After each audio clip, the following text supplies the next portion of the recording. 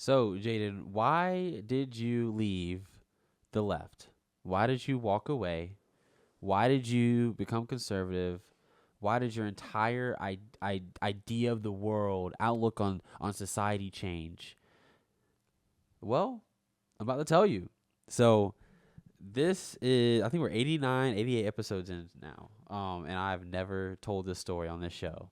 But where did I come from? What's the background of Jaden Heard, and how did we get to Let It Be Heard? How did I go from Snapchatting, I wish Donald Trump would die, to now not only being a part of a great media company that supports Donald Trump, but also um, making videos and speeches across the country, and my whole social media is just dedicated to conservative Christian content.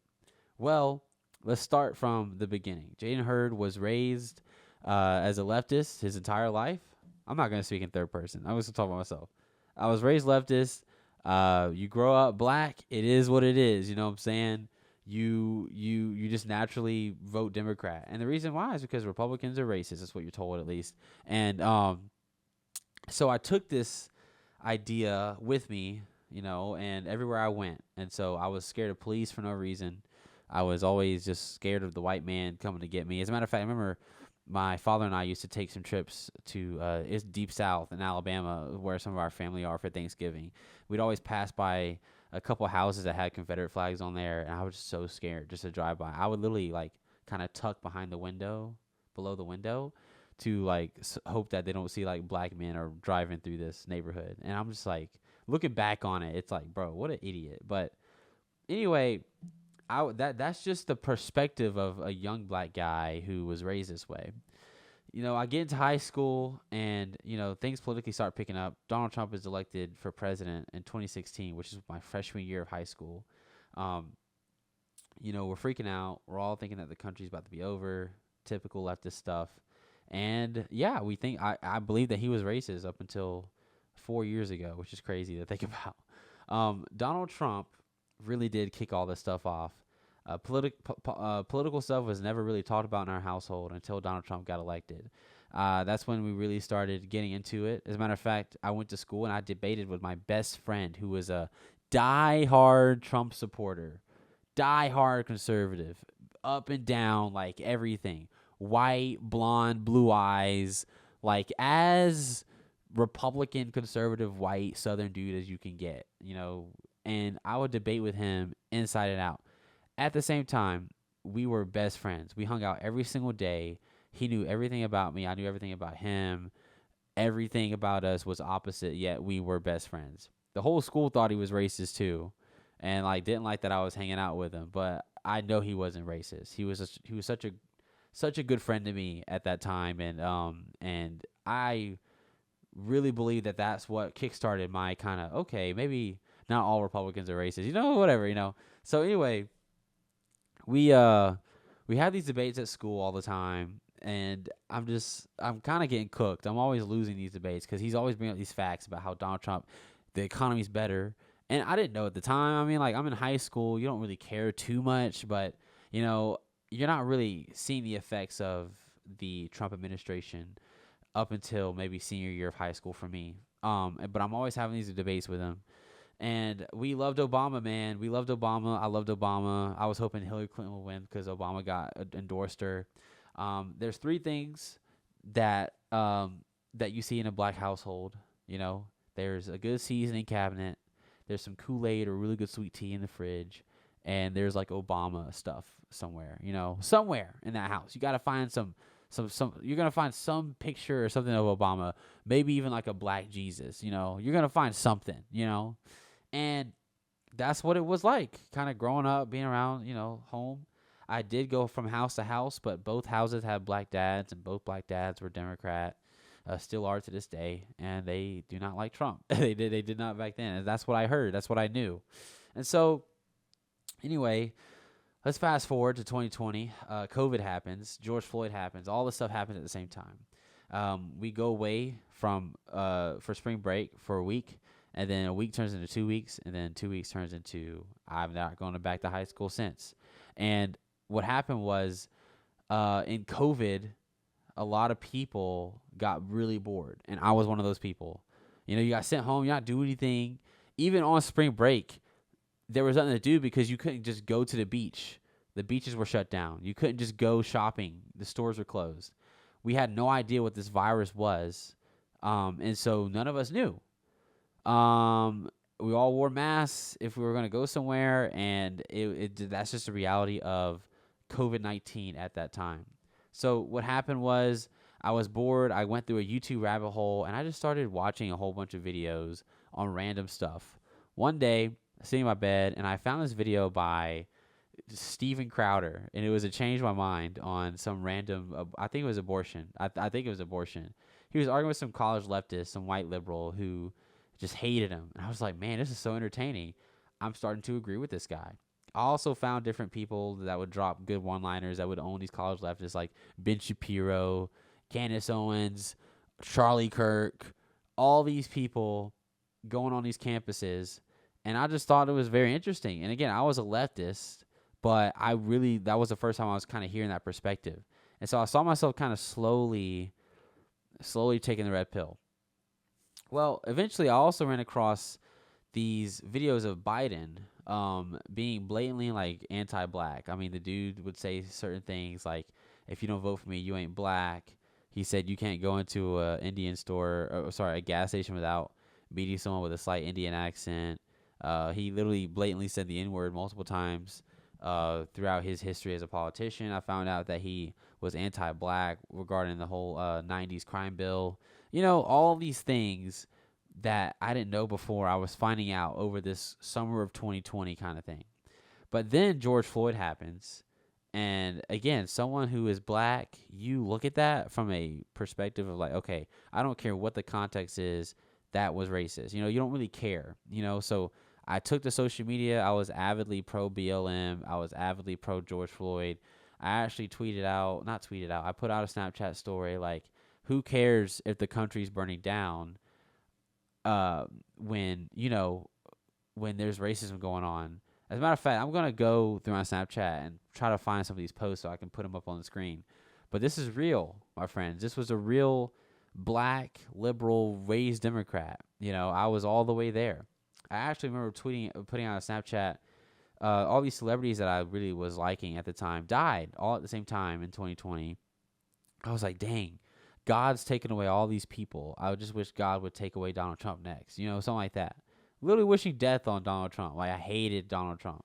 Hated the MAGA movement. Hated conservatism. Thought it was all racist. And this was the reality of it, you know? If you guys haven't seen those pictures yet, yeah, that was me, you know? And so, anyway, let's fast forward a little bit. I'm hearing all this stuff. I'm still watching videos. I'm still watching different clips, and it's just funny to me. And I'm slowly starting to. I'm also having a conversation with this guy named Lee, who's my best friend, and yeah, it was cool. Anyway, fast forward. I really just don't like the whole mask stuff. I'm not into the jab. As a matter of fact, that's something that people don't tell you. Black people are not into vaccines at all. That's why we were actually the lowest demographic to get the vaccine, actually, despite being the most liberal demographic. So my dad already didn't like all that stuff. So that was kind of easy to decide with the Republicans on. But I just did not know why the Democrats are pushing that so hard on us, the vaccine, the mask, and all that stuff. I did not support any of that stuff. Anyway, fast forward a little bit to the election. Let's fast forward to like November 2020 at this point. And it is the day of the election. And I'm going to be honest with you guys. I don't know what I'm going to do. I have no idea what I'm going to do. It's between Joe Biden and Donald Trump in 2020 in red state Alabama. I go with my dad. We get to the ballot booth, and my friend is trying to pressure me over text. Please don't vote for Joe Biden. Please don't vote for Joe Biden. And I'm like, okay, fine. I don't know if I'm going to vote for Joe Biden. And I don't know because I still believe Trump is racist at this time, but I'm also like, man, Biden is not that much better either. And so I get to the ballot box in the ballot, and I get my ballot, I look at it, and I just stare at it. And I'm also kind of scared that my dad's looking at me because it's my first time ever voting. And I'm just hoping that my dad doesn't see me not vote for Donald Trump or not vote for Joe Biden, because that's what he did. My dad didn't take no time. He voted blue all the way down, you know. So, anyway, I'm looking to see if he's looking at me. He's not. He probably just assumes, oh, he's gonna vote blue all the way down too. He doesn't ask to see my ballot. He doesn't ask if I need help with it. He just literally just assumed that I knew what I was doing and I was gonna vote for Joe Biden, and he was gonna leave it at that. And so, fast forward a little bit, this is what I do. I'm gonna tell you guys what I do because I just didn't want him to look at my ballot, so I was also scared of that. But also, I wasn't fully sold on Trump like that day. I wrote in Ben Shapiro because that was the main guy that I was watching, so it was kind of a waste of a vote. But I'm also in Alabama, so I knew it didn't matter. But I wrote in Ben Shapiro, but I did vote for a Democrat senator who I thought was really good. Again, this is the transition phase of a person who has been told something his whole life and he is in the middle of a crisis, right? So I vote for, I think his name is Doug Jones. Terrible guy. Pro-abortion all the way. Terrible. Oh, I regret that. I cringe to this day. I voted for that guy. But anyway, I think I voted for some other Republicans on the ballot. I don't know. I kind of went back and forth between party lines, and I didn't really know what I was doing. But I know I wasn't voting for Joe Biden, so I didn't. I leave the thing. I call Lee. I tell him that I didn't vote for Donald Trump. I'm sorry, I didn't vote for Biden. And he's like, "What did you vote for Trump?" I was like, "Nah, I voted for Ben Shapiro." He's like, "Bro, what a waste of vote, but I'm proud of you, whatever, right?" And yeah, and I go home that night in the bed and I'm watching. As someone who didn't vote for either candidate, I'm just sitting back and I'm watching. I'm like, okay, see what happens here. And it looks like Donald Trump had won pretty actually by a lot. Looking at when I was watching it that night in my bed, and I actually went to bed kind of happy. I was like, okay, it's gonna be 4 more years of Trump, and that's okay with me. He didn't do that bad, and Joe Biden is like the worst. Well, went to bed happy, woke up confused because all of a sudden Joe Biden was ahead of Donald Trump, and they found 120,000 votes, and all of them were for Joe Biden. So I was like, okay, all right, okay. So what's the deal with this? Now they're saying that there's no longer an election day or days, but there's like an election week. And a week turns into a few weeks and whatever. All of a sudden, Joe Biden's our next president. And I'm like, that ain't right. This is not right. Something was wrong. And so me and my friend and a bunch of other friends get together. We make a group chat. And keep in mind, we're freshmen. Okay, we're freshmen in college now. We don't know anyone. We're not connected with the college Republicans. We're not connected with Turning Point or anything like that. So it's just us. And we spread the message on our Snapchat stories. And we just start, hey, if you're a Trump supporter, come out this day. We're going to have a Stop the Steal rally. And I participated in this. You know what's funny, too? I just cringing, looking back on it. I was such a stupid like moderate or something. I don't know what you can call me. I was still leaning left because I was like, bring out all the flags you can to support Trump. Like I was like, bring out your pride flags, bring out your leftist flags, your Democrat. Even if you're Democrat and you know that this election was stolen, bring that flag out. I'm like, bro, I would never want those flags at my rally. Dude, keep that abomination stuff over there. But that was just me. Then I was new. I didn't know any better. And Lee actually told me to chill out because nobody else supports that stuff. I was like, oh, okay, whatever. So anyway, we have the Stop the Steal rally, and it goes amazing. Hundreds of people come out, and I meet all these people, these students on campus that love Trump, love conservatism, whatever, blah, blah, blah, blah, blah. I see all the Don't Tread on Me flags. I see all the America flags. And that's the first time I truly felt accepted by every single person. Like, I was so embraced. Growing up mixed, you're, like, not white enough to hang out with the white, like, frat boys or whatever. You know what I mean? Like, the preppy people. And you're not black enough to be in the ghetto. And so you're just kind of, like, in this in-between where, like, you don't feel accepted by anyone. And I'm not trying to play the victim, but that's how I felt at the time. But at this rally that we had on campus, I felt so embraced. Everyone just loved me, and it was cool. It was really awesome. Anyway, that's where I also met a bunch of people from the Republican Party. There's actually a guy that ran for governor came out there and gave like a speech. I've never even met someone running for office, never, let alone a governor. Turning Point USA came out there. Some people from Leadership Institute came out there. Some guys from the Libertarian Party came out there in support of it. It was just really cool to see. People had driven down from hours to come to this random rally on Toomer's Corner in Auburn, Alabama. And I played a part in it, and I was embraced by everybody. That is what changed everything for me. It changed my perspective on white people, on this movement, on conservatism as a whole. And it made me realize that everything I had been told about these people is a complete lie. We went out for dinner afterwards, and it was just such a great time. And I remember it to this day. So fast forward, I get offered to the Leadership Institute's Youth Leadership School, which is their political boot camp. They fly me to New Orleans. First time I've ever been on a plane. Well, actually, no, I take that back. I didn't fly out. I didn't want to fly because I wasn't comfortable with flying. Because I had never flown a plane before. So I was like, can we just drive? And they said, yes. So we drove. I did this conservative youth leadership school thing while I was still kind of left leaning. And then I just learned all this stuff there. And I was like, man, this is crazy. So then I start teetering to the right. And then I get invited to Turning Point USA's Student Action Summit in West Palm Beach, Florida in 2020. Again, height of COVID, but conservatives do not care. And I didn't care either.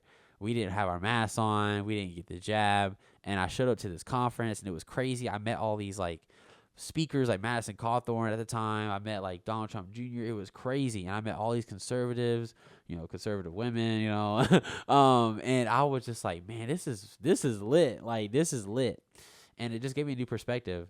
That's where I really got radicalized, because I was watching these speakers on stage, and I'm gonna post photos of my experience and stuff, but I'm just looking at all this stuff that's happening around me. I'm like, man, what have I been missing out on this whole time? Anyway, fast forward to that. Now we start. That was November, and that was also December. That was when both of those events. Now January 2021, I immediately get involved with Turning Point USA on my campus. That's where I find a conservative friend group on campus, and now I find myself, all my friends are conservative. They're actively involved too. That's where I really got into the conservative movement. From there, I ended up going to another Turning Point conference. I ended up being the events coordinator for my Turning Point chapter, and then eventually vice president, and then eventually president with Turning Point USA at Auburn. I ended up winning us the chapter of the year. I also won conservative of the year this past December. Conservative student of the year, and that's like Turning Point USA's highest award. I think it was I forgot what it's called, the Campus Warrior Award. On top of that, I just graduated, but I just won the Leadership Institute's Conservative Student of the Year Award as well. So I definitely really went crazy as soon as I became a conservative. I also ended up being joining my Students for Life chapter, where I also got involved with Students for Life of America. I was a student. I ended up becoming a state action captain for the Alabama Students for Life Action Committee, where we basically door knock, we go crazy, we lobby pro-life bills. But then I ended up becoming a student spokesperson, ended up getting on all this media stuff and doing all these interviews, these speeches everywhere.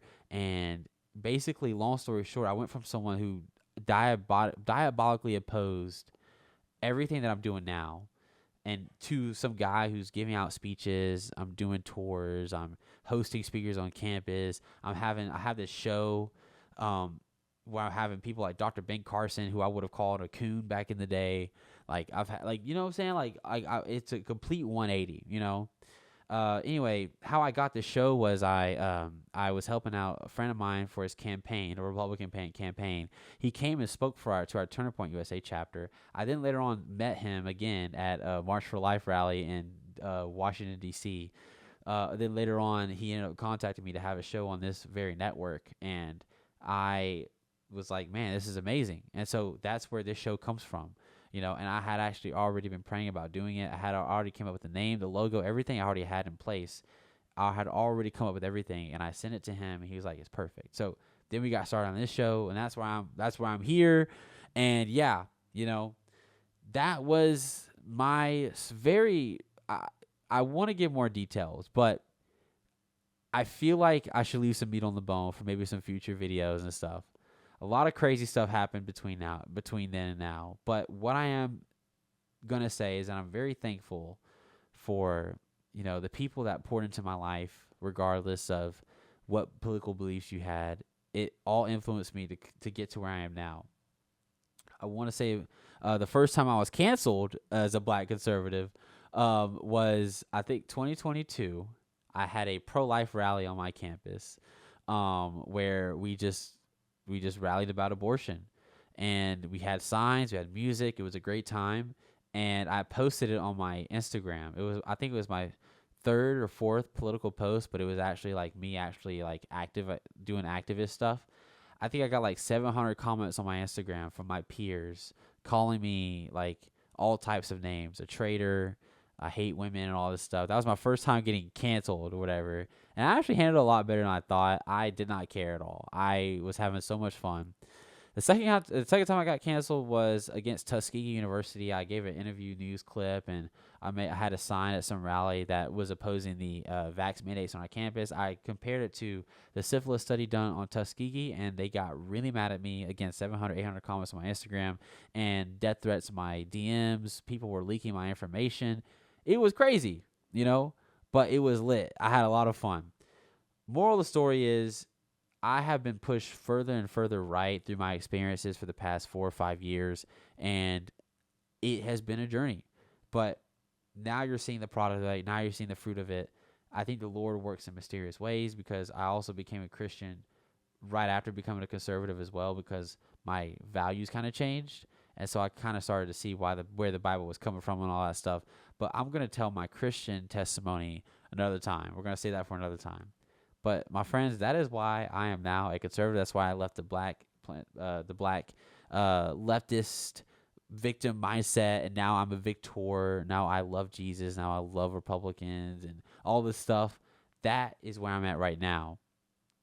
It's a shame because, and I'm gonna end it. I'm gonna end this segment in a second. But it's a shame because, so many people on my side don't even understand what it was like to be that. I was such a victim back in the day. I was everything is wrong because of the white man, and I can't really control my destiny. It's not my choices. It's not my fault. And there's so many people right now that feel that way, that have no hope, all because they're told that by people who claim to love them. And that's actually the most hateful thing you can do to someone, is put them down and make them believe that there's nothing that they can do about their situation. That's not true at all. So where I found freedom in that is the conservative movement. So if you're watching this and you disagree with me, I can't believe that you're watching me right now, but I appreciate you. You're 1 foot in. I'll tell you that. If you're watching this show, you're at least moving forward. My advice to you is to hear the other side out, because it really isn't someone else's fault where you are. It's your fault, and it's your choice to make to better yourself and to overcome obstacles, whether that's racism, whether that's anti-Semitism, whether that's sexism, whatever, all the isms are completely in your control. You can control how you respond to things. You can control where you go. You can control what accomplishments you make in life. And I'm the living product of that. So anyway, we're going to move on. We have a great interview with Hannah Faulkner. I'm so excited, where we're further going to talk about a lot of this stuff. But now you guys know, how did Jaden become a conservative? Well, that's how. Anyway, this is Let It Be Heard show. Let's move on to the next segment.